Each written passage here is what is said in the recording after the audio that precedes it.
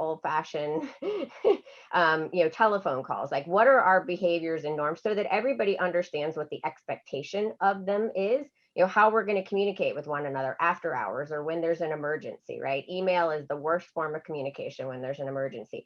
But we have found that often teams aren't actually having those conversations and setting those norms for themselves and talking about what their needs are as an individual, and kind of creating work styles or work personas, and actually creating work personas at an organization level. So when you build teams, you can put personas together, people that have similar working needs. If I have certain working hours, putting teams together so that everybody's online and working at the same time, right? We haven't historically really built teams that way, and start looking at work personas.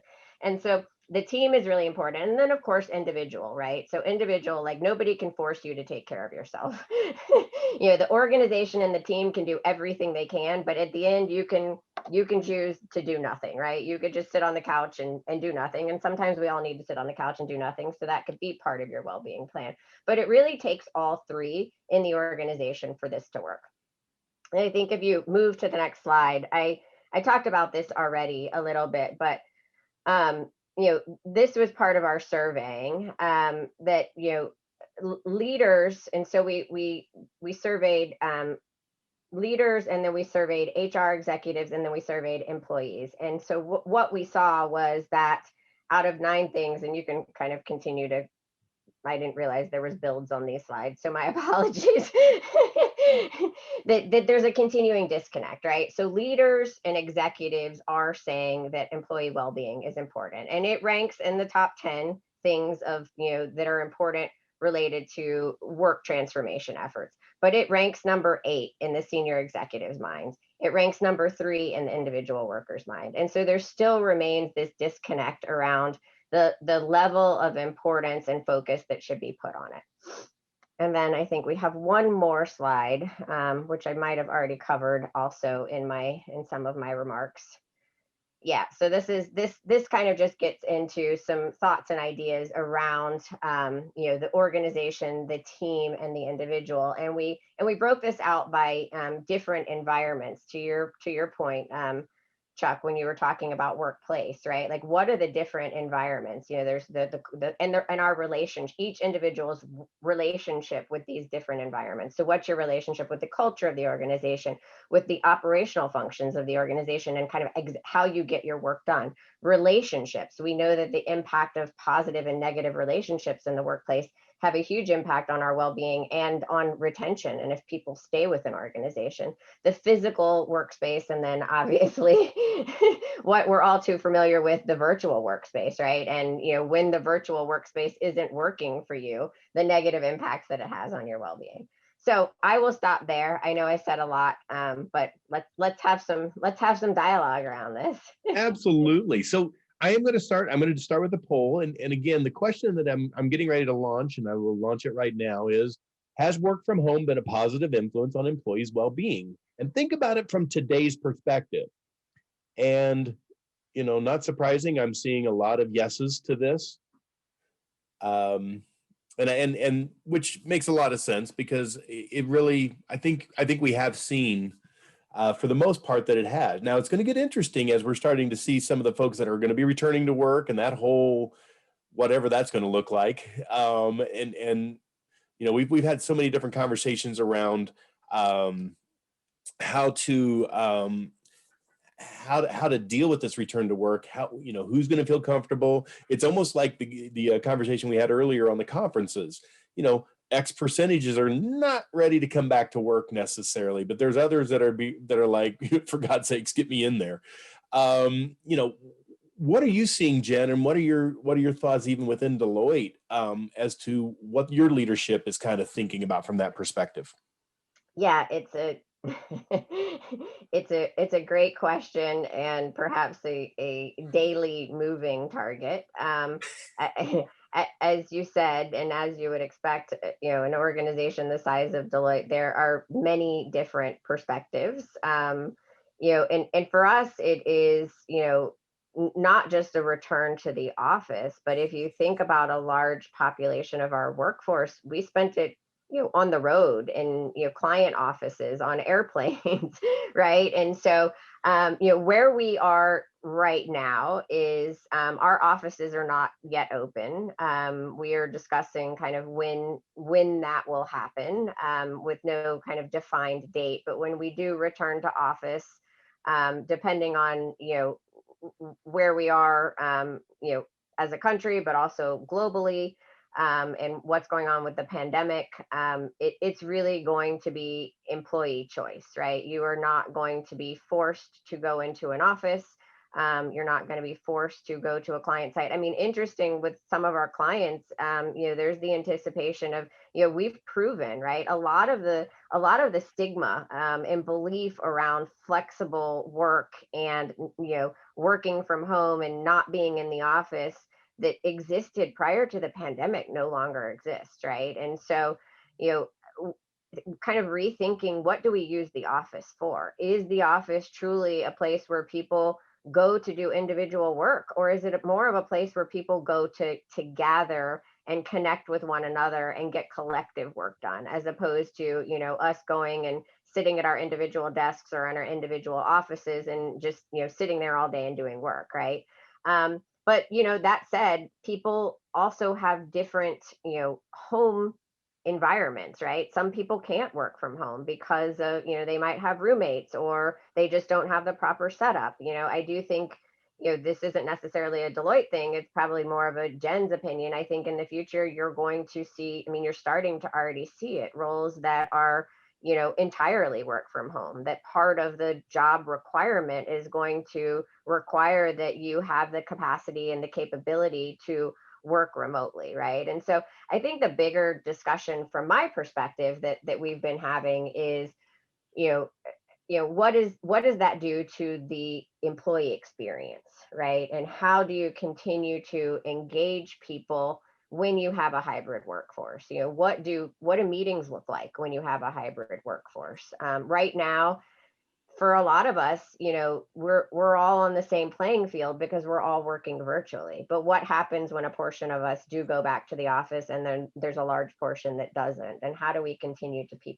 keep people engaged? And what are the impacts on people's well-being? I think one of the things that we're talking about related to return to office is, people's different comfort levels, right? What about the person that, you know isn't ready to be hugged, and there's a hugger that comes up to them, right? Like, how do we identify? And, I mean, for a lot of people, they haven't engaged with others or a lot of other people for a really long time. And so what are the impacts to our mental health, right? How is that going to show up in the workplace? And so there's a lot of conversation about that's happening, but I'm terrible at predicting the future, so I have no idea. All You I can know, say is that there's a lot of conversation happening about it. and the best part is, Jen, is there is conversation having at Yeah. it. I think it's really interesting. I think if this happened 10 years ago, we would be having a completely different conversation because the technologies just simply weren't going to be there. And 10 years ago, I was thank God, getting out of the HR world. I spent my first 20 years in HR. And all I remember is constantly talking about, for gosh sakes, HR has got to get out of this 1950s manufacturing mindset. And this really has kind of caused that to happen. But, Yeah. I do think it's interesting because, we'll say it this way. I think the technologies were just good enough to get us to where we are today, and why we haven't seen a complete shutdown of our economy, because we have been able to kind of do, let's face it, anybody else want to go back about a year right now and invest in Zoom? I do. I actually was looking at it at that point in time, and I was like, maybe later. Whoops. But Jen, that's the whole thing is. And again, I'm going to ask this. I got one more poll question for everybody, and it went toward that flexibility conversation. And it's this whole idea of, as the future of work, we're going to have to be looking at flexibility. We're going to have to be thinking about it from that perspective of how do we make these things happen. And I think the real question is what does an HR policy look like? How does the Fair Labor Standards Act deal with this? How does EEOC handle this? That's going to be the real defining question of what we're dealing with here. Is it's not even necessarily what a company wants to do. It's as I jokingly call it, it's the acronyms that we have to worry about: FLSA, ADA, ACA, all How the do you wonderful make it acronyms. fair and equitable? Yeah, yeah, exactly. Yeah. And as I don't think anybody's going to be surprised with these results, you know, the one thing that I think was interesting is a lot of people are saying that they still want to work from home all week. That's 21%. I would have expected that one to be a little bit bigger or a little bit smaller, I guess. Yeah. Yeah, Nobody I wants would to. say, yeah, I mean, I would say, what we're seeing, and some of it is, um, it is based on kind of tenure or how long you've been in the workforce. Yeah. People that have previously had an opportunity to build a strong in-person network, and are, potentially at a different place in their life and their career, you do value having more time at home. I mean, one of the things that we've heard in particular from, people that traveled a lot that have families is that this time has been, it hasn't been all negative, right? I mean, it Right. has been positive, and that they get to have dinner every single night with their family. And, this is the longest they've ever been home in their entire career, right? Right. And so it does really run the spectrum, with our less tenured, professionals. Many of them, going to the office and their colleagues was social for them. It was as much about work as it was about, making friends and social connections, right? And that is, a huge piece of the value, and talk about purpose and meaning in work, right? The relationships that we have in the workplace, that we've built in the workplace. There's kind of been a long debate about, should you have a best friend at work? I'm a big proponent of having a best friend at work, right? And so, a lot of people, work was a big social outlet, a social connection for them, and that was, stripped away from them. And, it's hard to replace through Zoom. That said, people that are just coming into the workforce don't really have, and, maybe they have expectations, but they don't know what it used to be like, right? They're coming into it in the here and now, and they haven't had the same experiences, right? And I think, some of them have, proven to us that it is possible. It's different, but it's possible to develop relationships and have a network in a digital world. Well, now, is it ideal? I don't know. I think that there's always, always, always going to be a need and a reason for human connection in the workplace. How much of it, what is the right makeup of, going to the office or being gathered together in person versus virtually? I think that that's a sliding scale for people, but I don't think that it is something that we can or should, completely remove to the work from the workplace. I think that's a big mistake. I agree with you. And I think it's going to be really interesting also to see. So, for instance, I work virtually. My entire team is all, I've got folks in North Carolina, I've got folks in Colorado, I've got folks in Wisconsin, I'm in Indiana.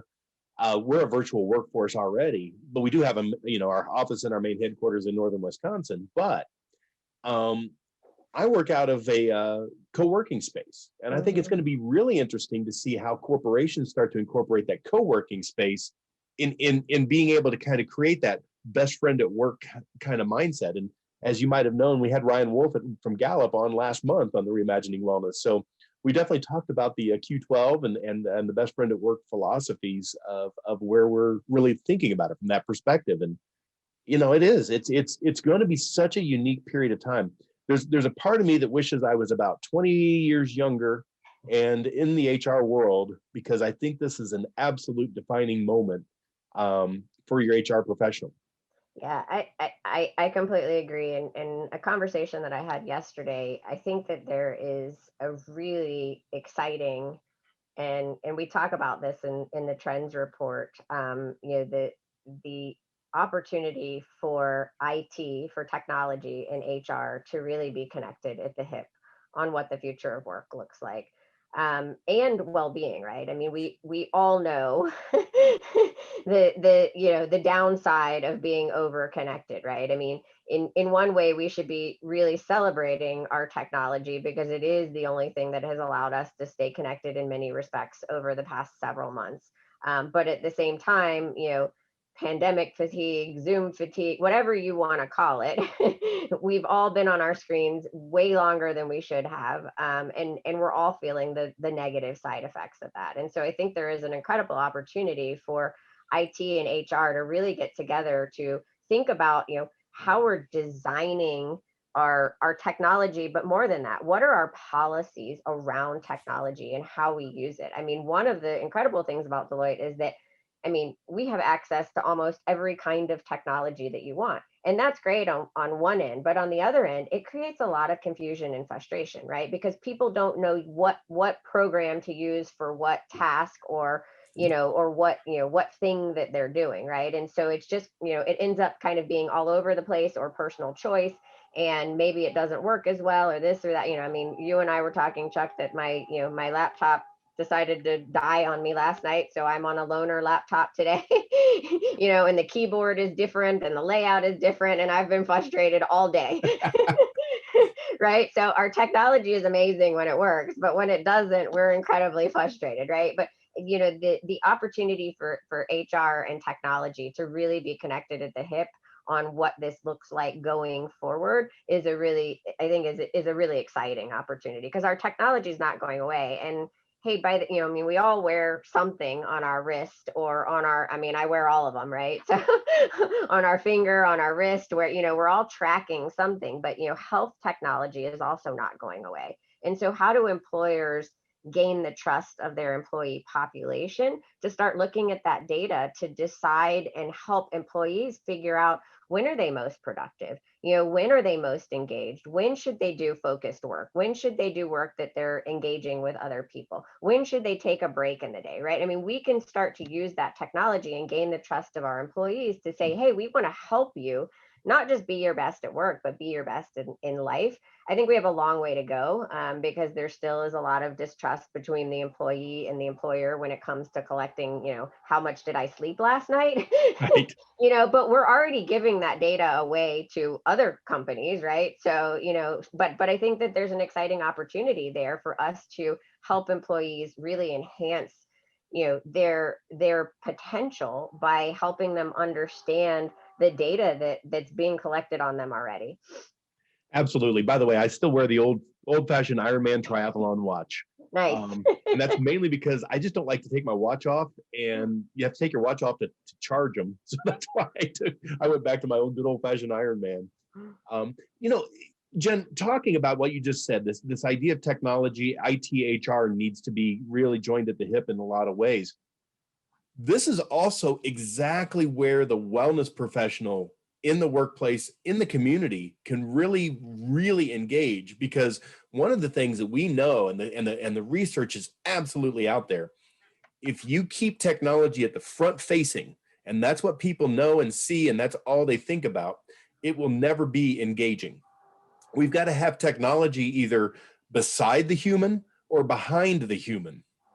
And so talk about a little bit about how you are doing that even inside of Deloitte, since you guys have, thousands upon thousands of people all over the world.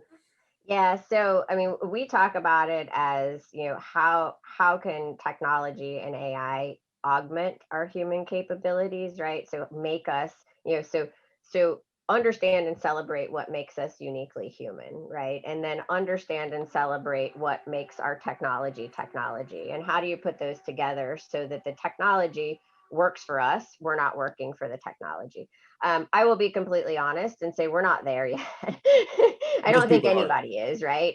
But one of the things that we've done, we've developed our own internal program that we call the vitals of your well-being. And so it does aggregate and collect latent data that is in our systems around, how many hours you've been working, how many of those are client service hours versus others, how many of those perhaps might be on the weekends or after hours, when was the last time you took time off, when we were traveling, if you traveled for your role, how many airplanes you were on in a week, how many nights away from home or you were in a hotel.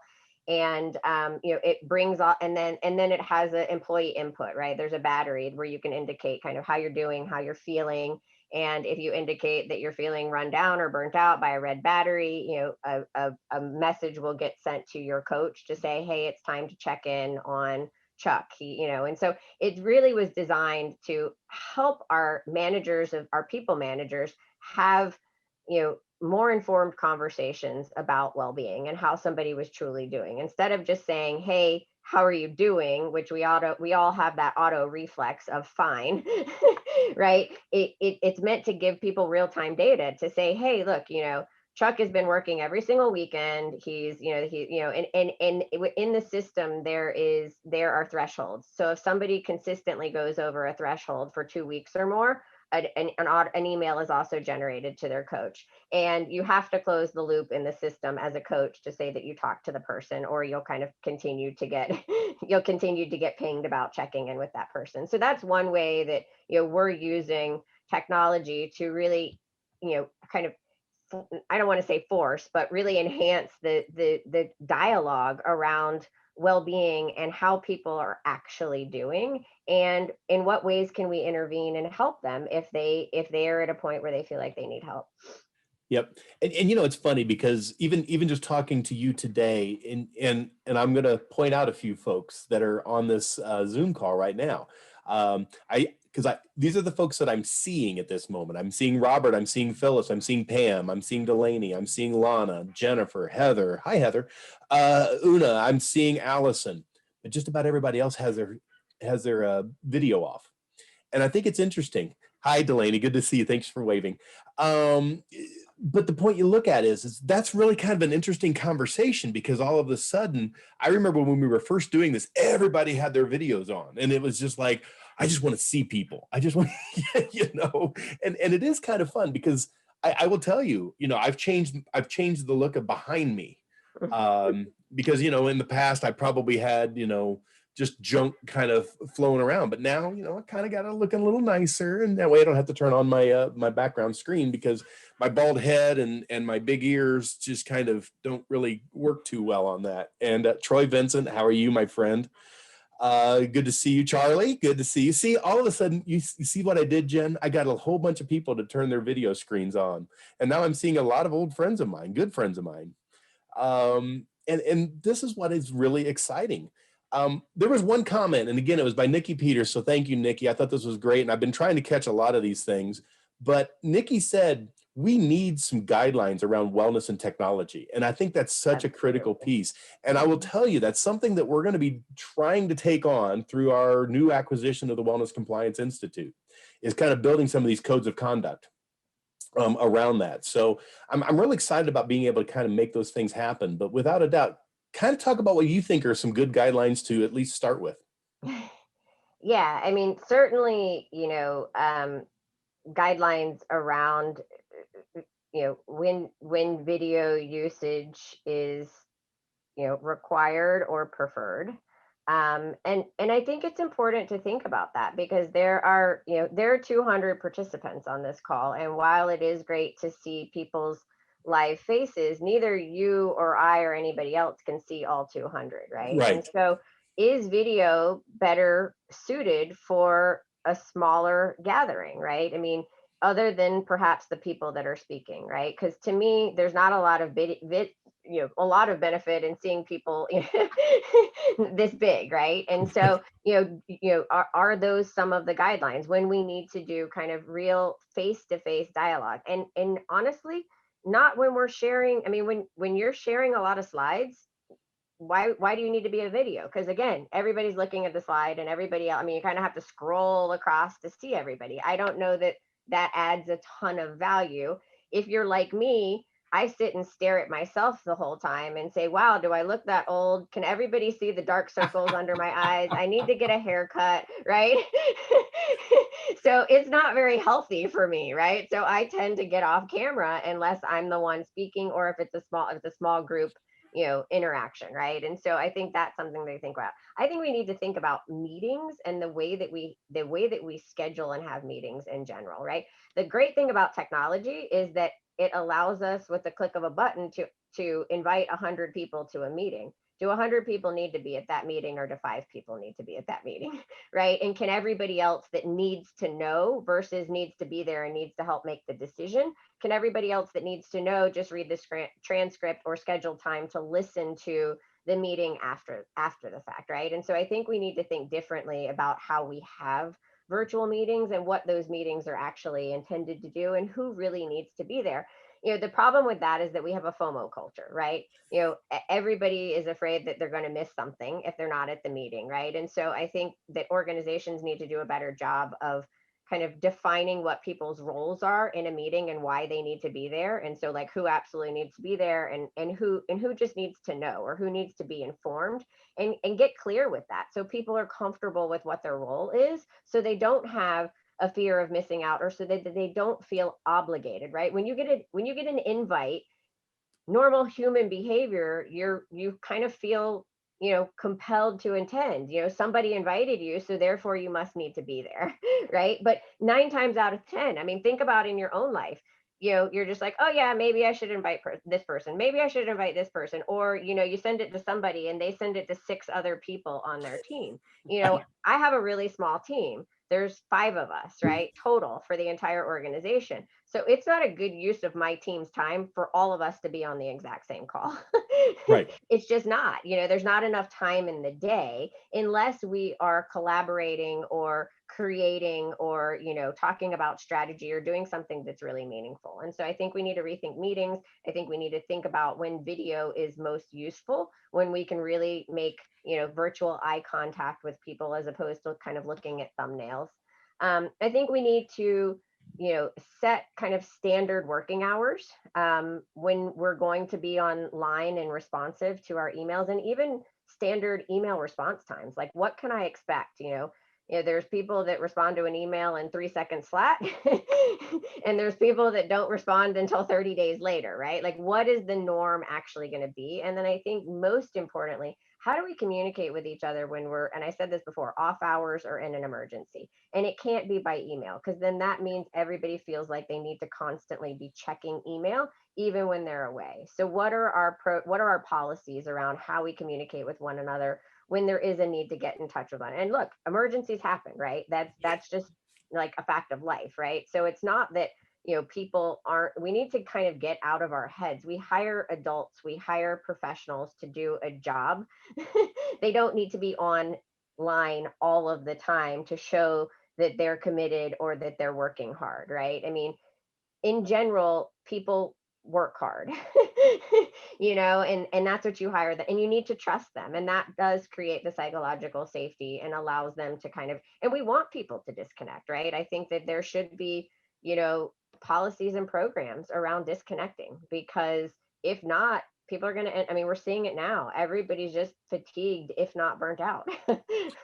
Amen to that, Jen. And I have to laugh because Jean Cox Turner just really made me laugh. She's like, I'm not going to get on my video. I've still got my PJs on. And I'm like, the one thing that I joke about is the fact that in 2020, the mullet came back only in professional dress. It's business on top, it's party at the bottom.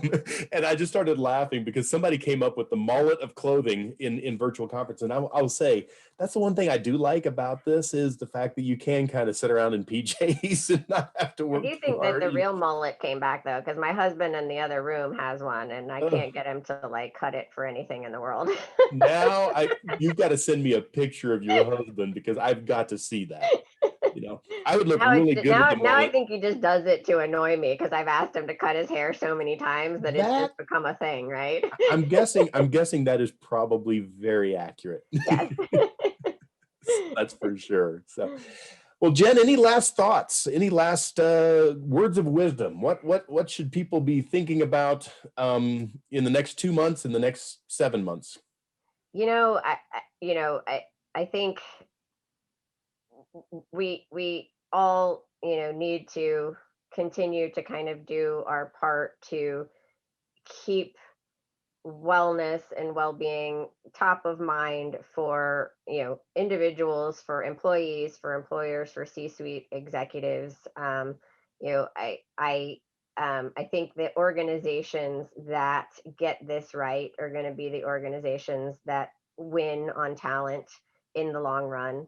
And really helping leaders and people across the board understand that high performance and well-being aren't mutually exclusive, right? It's you need employees that are taking good care of themselves in order to show up at work and do their best work. And if they're not, they're really sub-optimizing what you hired them to do. Perfect. Jen Fisher, thank you very much for your time today. Look forward to many more conversations with you. Absolutely. I look forward to it as well. Thank you. Have a good evening. Take care. Thank you, everybody, for attending. Watch for our next one on March 12th. Thank you.